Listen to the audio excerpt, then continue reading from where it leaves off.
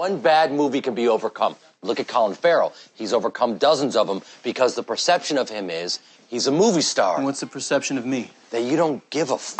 It would be an understatement to say the film industry is constantly in a state of flux, but the power and relevance of movie stars was never really in question until now. From aging A-listers stuck in 10-year franchises to unidentifiable up-and-comers riddled with iPhone face, suddenly, Hollywood has given up on turning talented actors into silver screen icons. And while there are glimmers of movie magic among a handful of young performers, and despite some old school actors still hanging on, the death of movie stardom has already arrived. It isn't possible. What's not possible? He's fantastic. This is his best performance ever.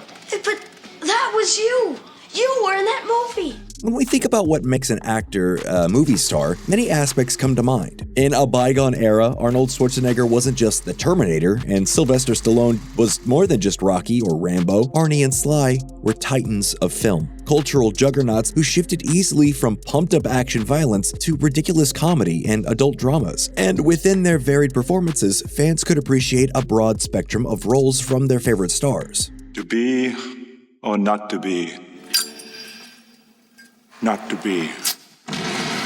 Nowadays, actors find themselves disappearing into their roles for all the wrong reasons. Rather than banking on big A-list names for a variety of roles, stars are instead relegated to playing the same exact character over and over, sometimes for years on end. And when actors like Chris Evans or Anthony Mackie repeat the cycle one too many times, potentially massive movie stars become those guys who played Captain America. When you went to the movies, you went to go see the Stallone movie.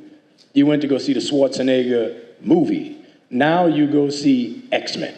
In fact, for a seriously saddening glimpse at the state of movie stardom, one must look no further than that team of the biggest box office busters of all time. Because when you examine the careers of the MCU's Avengers, some startling revelations come to light. No matter the size of their talent and no matter what films came before, once the Avengers assembled, there was no looking back for the actors who portrayed them. Whether it's the career of the once and future Spider-Man or even the almighty Thor, both Holland and Hemsworth have already spent the bulk of their careers working under one red banner. Prior to suiting up as superheroes, both Holland and Hemsworth were relative unknowns, and due to the nature of the franchise film cycles, neither performer has really been given the opportunity to be anything else. That's when I came across a path of death and destruction, which led me all the way here into this cage. By keeping a multifaceted performer like Holland tied up in the MCU's web, we've effectively been robbed of potentially groundbreaking performances. And by only offering up more Funko-ready roles for Uncharted to a clearly talented actor, the Hollywood industry has created an environment where only the most popular IP can survive. There's just nowhere for actors to go after the latest superhero appearance. Most performers don't have an opportunity to breach adult dramas or even mid-budget comedies. Shockingly, even the biggest, most storied careers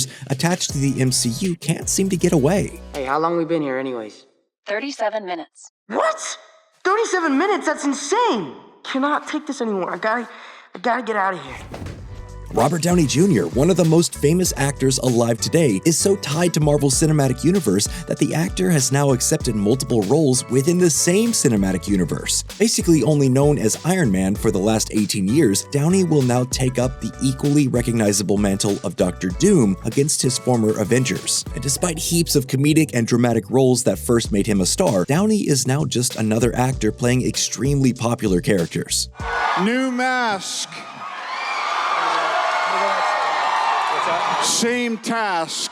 Of course, there are some heavy hitters of the past who have been able to keep pace with traditional ideas of movie stardom. Leonardo DiCaprio and Brad Pitt both continue to steer clear of capes in favor of low-budget masterpieces by our greatest auteurs. Meanwhile, mainstay icons like Denzel Washington still occasionally appear in late career successes like Gladiator 2 to achieve both critical and commercial appeal. But not every aging movie star gets to work with master filmmakers every few years. More often than not, most legacy stars end up flirting with long-running franchises. Whether it's Harrison Ford donning old hats, firing blasters, and going red for Disney, or Tom Cruise putting his life at risk for multiple Mission Impossibles, franchise films are clearly the new norm for movie stars moving past their prime. Not the man I knew 10 years ago. It's not the years, honey. It's the mileage. But as Guardians of the Galaxy and Jurassic World have made a meal out of Chris Pratt's glory days, even modern-day movie mavericks can't escape this vicious anti-star cycle. And as Keanu Reeves continues to fight it out in the John Wick-verse, it would appear that even some original concepts can quickly become franchise prisons. While it's all fun and good to see Wick suited up for more solo shootouts, too many cheap cameos in lazy spin-offs can ultimately destroy an entire legacy. Rather than escaping into other action entries like Liam Neeson post-Taken, Reeves seems stuck in that black suit. People keep asking if I'm back, and I haven't really had an answer. But now, yeah, I'm thinking I'm back. As dramatic adult roles have dwindled in favor of superhero stories and streaming exclusives, movie stars now receive less and less opportunities to shine in critical darlings. Because where once an actor like Halle Berry could star in Catwoman and still be remembered for Monsters Ball, powerful modern movie stars such as Scarlett Johansson have stopped appearing in films like Her or Under the Skin in favor of more Marvel or Jurassic Park sequels. But even though we have most definitely entered the dark age of stardom, there are still those who desperately try to keep the flame alive. Timothy Chalamet, for all his Wonka and Dune franchise forays, has certainly attempted to become the sort of movie star that once cluttered each opening weekend. Whether he's strapping on a guitar in a heady biopic or going full cannibal for bizarre romantic roms, Chalamet clearly knows what once made movie stars so great. In fact, after an exchange with Tom Cruise, the actor shared some key advice from the legend. Right after finishing the first Dune, he sent me the most wonderfully inspiring email. Chalamet said of Cruise, he basically said, in old Hollywood, you would be getting dance training and fight training, and nobody is going to hold you to that standard today. So it's up to you. This exchange notes a sinister change in Hollywood film development. By asking so little of film performers, we subconsciously stop seeing them as stars. Because whether they're layered over all prevailing green screens or fully phoning it in with body doubles and overdub, by expecting less, our actors feel lesser too. While the full breadth of Timothy Chalamet's talents have yet to be revealed, it is encouraging to see that there are performers willing to do the work independently to make their mark.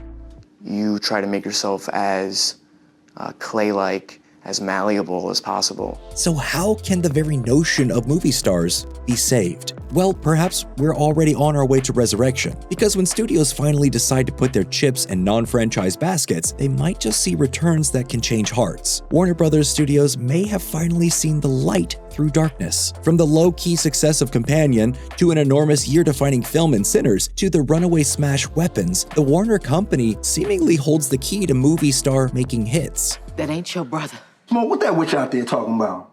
You gonna let her get in between us again? Perhaps we can all resurrect the movie star by choosing to support what makes them so great. Because when we pay to see independently produced films with stellar performances, we cast our vote for a future filled with versatile actors. And when we pick a seat at the theater or pony up for a streaming rental, the audience can force Hollywood's hand to make better choices. Eventually, perhaps genre films, franchises, comedies, and dramatic efforts can all thrive. With the right support from filmgoers and studios, we may finally get back to the age of originality. Through less insistence on big-budget IP, audiences will rediscover their love for the craft of acting.